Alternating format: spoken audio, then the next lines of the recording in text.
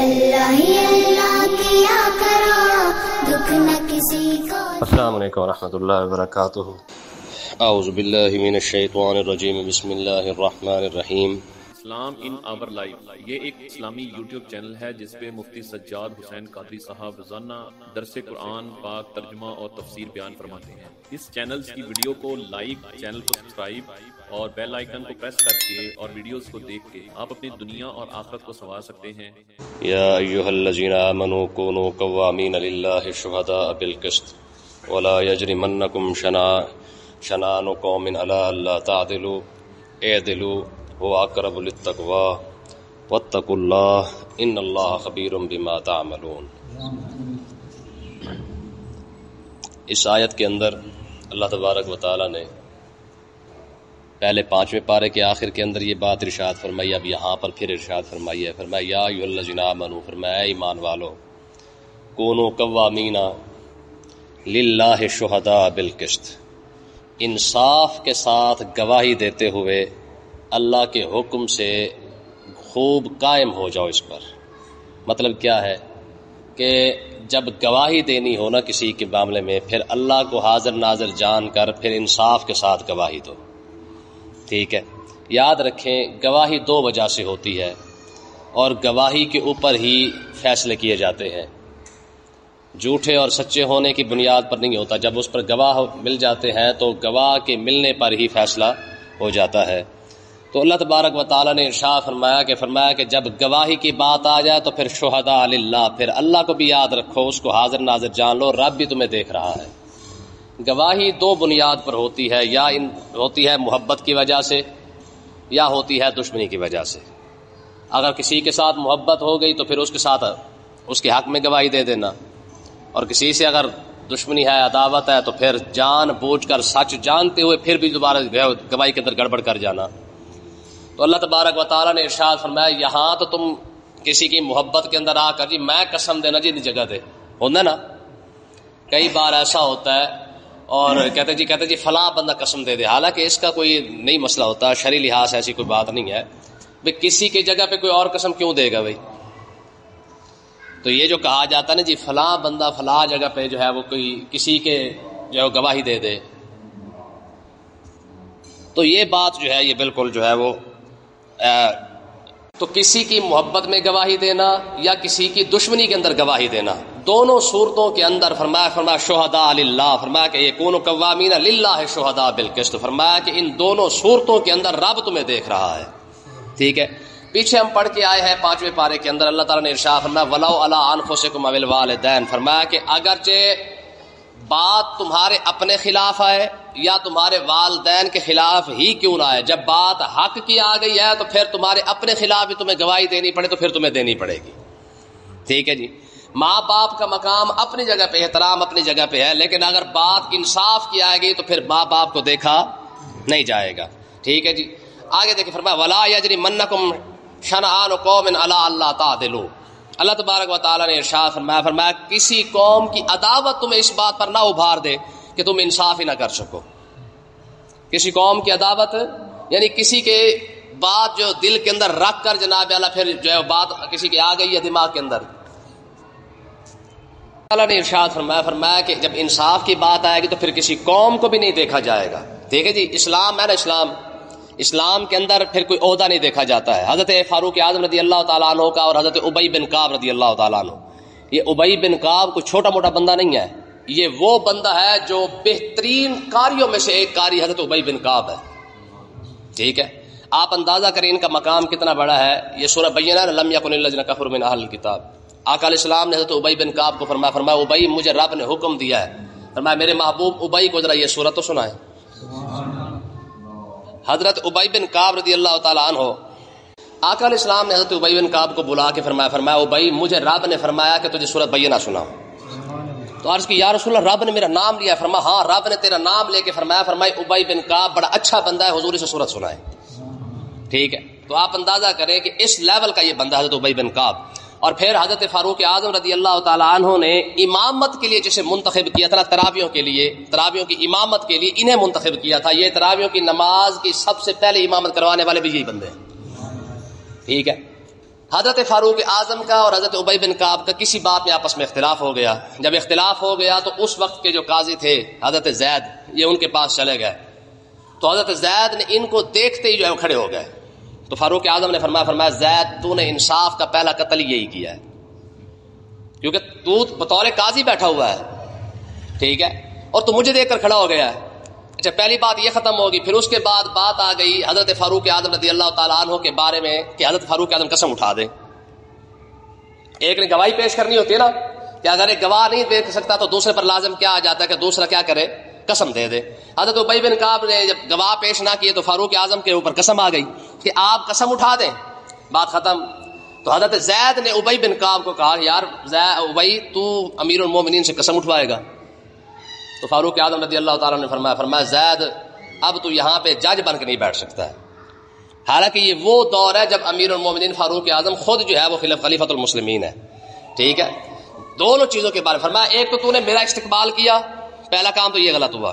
دوسرا جب میرے اوپر قسم بن رہی ہے تو مجھے کہہ دے کہ جناب تو آپ قسم اٹھائیں. آقا علیہ الصلوۃ والسلام کے پاس ایک یہودی آ گیا قرضہ مانگنے کے لیے، آیا بھی وقت سے پہلے. حضور علیہ الصلوۃ والسلام نے جس ٹائم پر اپنا قرضہ دینا تھا وہ قرضہ مانگنے آیا اور ٹائم سے بھی پہلے آ گیا.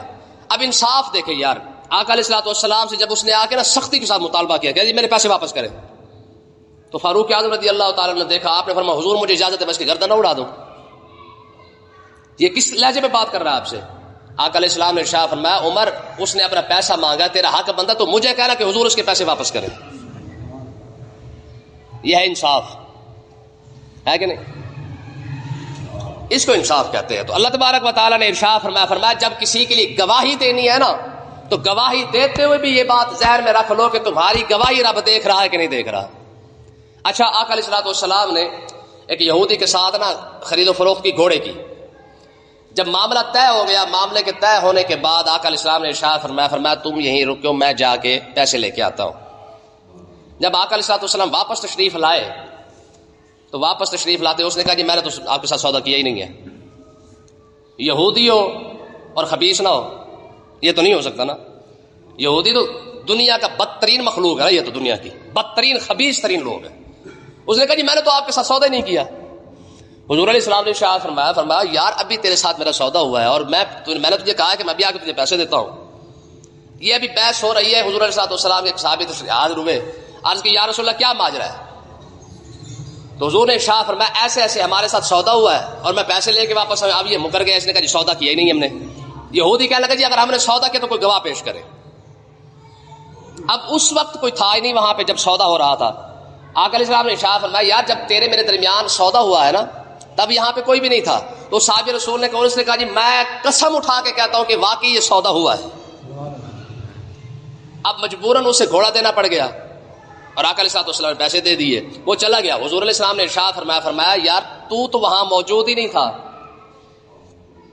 جب ہمارا سودا ہوا ہے، تو وہاں پہ موجود نہیں تھا، پھر تو نے گواہی کیسے دے دی ہے؟ اب ذرا سنیں یار صحابی رسول کا جواب کیا تھا. عرض کی یا رسول اللہ جب ہم نے آپ کے کہنے پر خدا کو مان لیا ہے، اتنا بڑا سچ مان لیا، تو یہ گھوڑے والی بات ہم نہیں مان سکتے. آپ کے کہنے پہ ہم نے خدا کو مانا ہے، آپ کے کہنے پہ ہم نے قرآن کو مانا ہے، آپ کے کہنے پہ ہم نے سب کچھ مانا ہے، تو یہ گھوڑے والا سودا کون سا مشکل کام ہے؟ جب آپ نے اتنا بڑا سچ بولا ہے تو اس میں کون سی جھوٹ والی بات ہے؟ جس ذات نے ساری زندگی سچ بولا ہو تو اس میں بھی کوئی غلط بات نہیں ہو سکتی ہے. تو اس لیے یا رسول اللہ میں نے اس وجہ پر جو ہے وہ گواہی دی ہے کہ واقعی یہ سودا ہوا ہے. تو آقا علیہ السلام نے انعام کیا عطا فرمایا، ذرا اس صحابی کا انعام دیکھیں. آقا علیہ السلام نے ارشاد فرمایا، حضور نے فرمایا کہ ساری دنیا کے مسلمانوں کے لیے یہ اصول ہے کہ جب بھی گواہی دیں گے 2 بندے گواہی دیں گے. کتنے؟ انعام کیا ہے؟ حضور نے فرمایا ساری زندگی دنیا کے لیے انعام، مطلب یہ ہے کہ اصول یہ ہے کہ 2 بندے مل کے گواہی دیں گے تو گواہی پوری ہو جائے گی. آقا علیہ السلام نے ارشاد فرمایا میرے اس صحابی کا انعام یہ ہے کہ یہ جہاں بھی کھڑا ہو کے گواہی دے گا 2 بندوں کے برابر قبول کی جائے گی. ٹھیک ہے، یہ حضور نے انعام عطا فرمایا ہے. تو آگے اللہ تعالیٰ نے ارشاد فرمایا ولا یجرمنکم شنآن قوم علی الا تعدلوا، فرمایا کسی قوم کی عداوت کی وجہ سے بھی ایسا نہ ہو کہ تم انصاف نہ کر سکو. چاہے تمہارے سامنے دشمن کھڑا ہو، چاہے تمہارے سامنے دوست کھڑا ہو، جیسا مرضی کھڑا ہو، الا تعدلوا، یاد رکھو تم نے انصاف سے پیچھے نہیں ہٹنا ہے. ٹھیک ہے، کیوں؟ اس کی وجہ کیا ہے؟ فرمایا اعدلوا، انصاف کرو، هو اقرب للتقوی، انصاف کرنا تقوی کے زیادہ قریب ہے. یعنی متقی بندے کی نشانی کیا ہے کہ وہ انصاف ضرور کرتا ہے، یہ متقی بندے کی نشانی ہے. ٹھیک ہے جی. حضرت بایزید بستامی رحمۃ اللہ علیہ، ان کے بارے میں آتا ہے کہ یہ کسی زمین کے اندر کھڑے تھے تو ایک بندے نے آ کے ان سے پوچھا، کہتے یار تقویٰ کس کو کہتے ہیں؟ آپ نے فرمایا یار کل آتا نا میں تجھے بتا دیتا، آج نہیں بتا سکتا. کہا جی حضور خیریت؟ فرمایا کہ کل نا میں ہل چلا رہا تھا تو میرے جو بیل ہے نا وہ دوسرے کی زمین میں چلے گئے ہیں اور اس کے پاؤں کے ساتھ مٹی لگ کر نا وہ میری زمین کے اندر آ گئی ہے. اب وہ تھوڑی سی مٹی میری زمین کے اندر آ گئی، بتا میں تجھے تقوی کے بارے میں کیسے بتاؤں؟ امام احمد بن حنبل سے ایک شخص نے پوچھا حضور تقویٰ کسے کہتے ہیں؟ آپ نے فرمایا یار تقویٰ پوچھنا ہے تو پھر بشر حافظ سے جا کے پوچھو. کس سے؟ بشر حافظ سے پوچھ لو. کہا حضور آپ ہی بتا دیں، آپ بہت بڑے امام ہیں. آپ نے فرمایا نہیں یار، بات یہ ہے کہ ہم کبھی کبھار گورنمنٹ کے بنائے ہوئے حوضوں سے وضو بھی کر لیتے ہیں، پانی بھی پی لیتے ہیں. 20 سال ہو گئے بشر حافظ کو جب بھی پانی کی ضرورت پڑی ہے یا وضو کی ضرورت پڑی ہے یا غسل کی ضرورت پڑی ہے وہ نہر پہ جاتا ہے، گورنمنٹ کے بنے ہوئے حوض سے وضو نہیں کرتا ہے نہ پانی پیتا ہے. کیوں؟ کیونکہ یہ ٹیکس کے بنے ہوتے ہیں، اور ٹیکس پھر آپ ہم تو بہتر جانتے ہیں پوری دنیا سے جس طرح ہم دے رہے ہیں. ٹھیک ہے. تو فرمایا کہ گورنمنٹ کے پیسوں سے یہ ٹیکس کی وجہ سے جو حوض بناتے ہیں، گورنمنٹ پیسے اکٹھے کرتی ہے، ٹیکس اکٹھا کرتی ہے، اسے حوض بناتی ہے.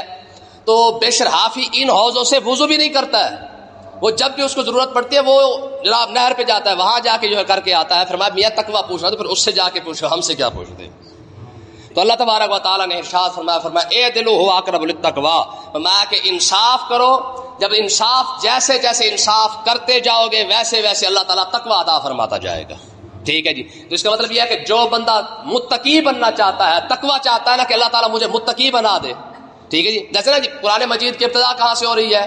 ہدی للمتقین، کہ اللہ تعالیٰ نے جو ہدایت عطا فرمائی ہے وہ متقین کو عطا فرمائی ہے. تو اس کا مطلب یہ ہے کہ جو شخص چاہتا نا کہ اللہ تعالیٰ مجھے ہدایت عطا فرما دے، تقویٰ عطا فرما دے، تو وہ انصاف کرنا شروع کر دے. جیسے جیسے انصاف کرتا جائے گا ویسے ویسے اللہ تعالیٰ تقوی کے قریب کرتا جائے گا. بات سمجھ آئے گی؟ پھر آگے دیکھیں، پھر فرمایا واتقوا اللہ، فرمایا اللہ سے بھی ڈرو.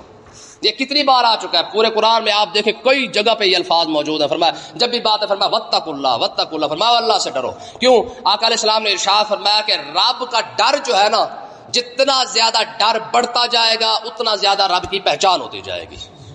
ٹھیک ہے جی. آقا علیہ السلام کا خود کا فرمان ہے، فرمایا انا اعرفکم باللہ واتقاکم. حضور نے ارشاد فرمایا رب کو سب سے زیادہ قریبی میں ہوں، سب سے زیادہ پیارا بھی میں ہوں، سب سے زیادہ ڈر بھی مجھے لگتا ہے اور سب سے زیادہ رب کی پہچان بھی مجھے حاصل ہے. تو اس کا مطلب یہ ہے کہ آج ہمیں جو رب سے دوری ہے نا، اس کی وجہ یہ ہے کہ ہمارے دل سے رب کا ڈر نکل چکا ہے. ہم کیوں دور ہوئے ہیں؟ جتنا ہمارے دل سے رب کا ڈر نکلتا گیا ہے ایسے ایسے ہی ہم رب سے دور ہوتے گئے ہیں. تو جتنے رب کے قریب بندہ ہوگا اتنا زیادہ اس کے دل میں ڈر بھی ضرور ہوگا. یہ اصول ہے. اللہ تعالیٰ نے ارشاد فرمایا ان اللہ خبیر بما تعملون، بے شک تم جو عمل کرتے ہو رب اس سے خبردار ہے. آگے دیکھیں فرمایا جو لوگ انصاف کرتے ہیں اس کا انعام کیا ہے؟ وعد اللہ الذین آمنوا وعملوا الصالحات، اللہ تعالیٰ نے وعدہ کیا ہے ان مومنوں کے ساتھ جو نیک عمل کرتے ہیں، یعنی انصاف کرتے ہیں. جو انصاف کرے لہم مغفرۃ واجر عظیم، اس کے لیے بخشش بھی ہے اور اس کے لیے بہت بڑا اجر بھی ہے.